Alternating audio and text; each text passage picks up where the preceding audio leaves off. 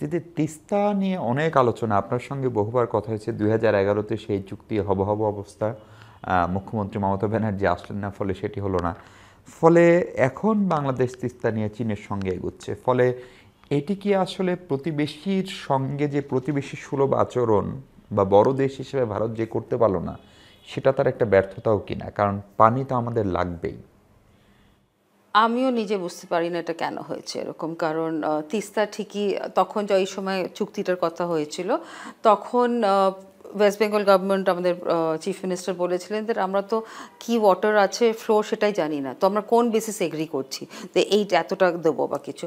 দেখুন, পানির যেটা প্রবলেম মানে in terms of the water flows হচ্ছে যে লিন সিজন।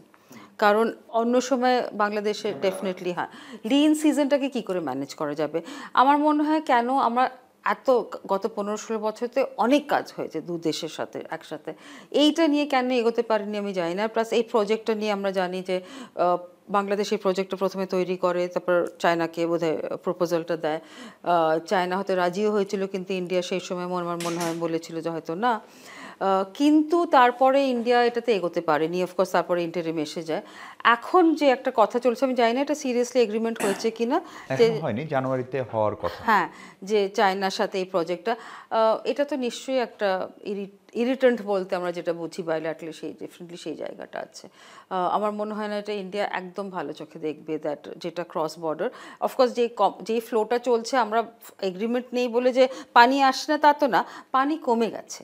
আর লিন সিজনে কি করে পানিটাকে আমরা কনসোলিডেট করতে পারি, ওটাকে স্টোরেজ করতে পারি, সেই সব টাইপের কথা হওয়ার ছিল এগ্রিমেন্টের জায়গায়, সেটা হয়নি। কিন্তু যদি তিস্তা ব্যারাজ প্রজেক্টটা চায়না করে, নিশ্চয়ই এটা একটা নেগেটিভ ফল হবে ইন্ডিয়া বাংলাদেশে। কখনো কি আপনাদের এটা মনে হয়, বিশেষ করে বিজেপি টানা দুদফা ক্ষমতায় থাকার ফলে বিজেপির একটু হিন্দুত্ববাদ, মুসলিম বিরোধিতা কিংবা পলিসিগত কিছু মিস্টেক, তার ফলেও বাংলাদেশ ভারত সম্পর্কে টানাপোড়েন খানিকটা বাড়লো? আমি বলবো না যে, আমার মনে হয় বিজেপি গভর্নমেন্ট কিন্তু বাংলাদেশের সাথে একসাথে, মানে যেরকম আগের গভর্নমেন্ট করেছে আমাদের কংগ্রেস ইউপিএ বা বাজপেয়ীর গভর্নমেন্ট, এদের কিন্তু সেই পার্সপেক্টিভে আমি ঠিক মনে হয় না সেরকম।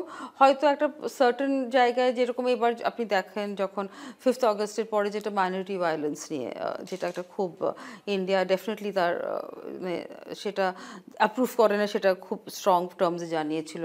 এটা কিন্তু 2001-এও যখন পোস্ট ইলেকশন বিএনপি আসার একদিনের মধ্যে বিরাট একটা ভায়োলেন্স হয়ে যায়, ইন্ডিয়া তখনও জানিয়েছিল, ভায়োলেন্স বন্ধ হয়ে যায়। এটাও আমি বলবো ইন্টারিম গভর্নমেন্ট কিন্তু অনেকটা সামাল দিতে পেরেছিল এই ভায়োলেন্সটায়। সো সেই জায়গাগুলো তো অফকোর্স আছে, কিন্তু I don't think for foreign policy perspective BJP আছে বলে আমাদের মানে পার্সপেক্টিভটা অন্যরকম, বা ইউপিএ থাকলে হয়তো কিছু ইস্যু মানে জিনিস আমি আমি অন্যরকম শুধু হতো। সরকারের বলছি না, আমি রাজনৈতিক দল হিসেবেও বিজেপির যে দর্শন, সেটা অন্তত রেটরিকে, কথাবার্তায় একটা প্রভাব ফেলছে কিনা? সবাইকে বের করে দিব, হ্যাঁ, এরা একটা দখল করে স্ট্রং ফেলছে। টার্ম কিছু আমরা শুনেছি কিছু, সেটা প্রভাব ফেলছে মানে গভর্নমেন্ট টু গভর্নমেন্টে প্রভাব ফেলছে হয়তো না, কিন্তু যেটা পপুলার ন্যারেটিভে প্রভাব ফেলছে, কারণ বাংলাদেশের কমন মানুষ তো সেটা শুনছে। আর সেটা বোধহয় অ্যান্টি ইন্ডিয়ার জায়গাটাতে আরও মানে কি বলবো স্ট্রেনদেন করে দিচ্ছে, যে এই কি ইন্ডিয়া আমাদের নেবার যে এরকম আমাদের ব্যাপারে বলছে, সেই জায়গাটাতে also. But I don't think just because BJP লিডার্সরা কিছু খুবই খারাপ টাইপের মন্তব্য করেছে কিছু, তার মানে যে গভর্নমেন্ট তার পলিসি চেঞ্জ করছে বা কিছু, সেটা হয়তো না। জি।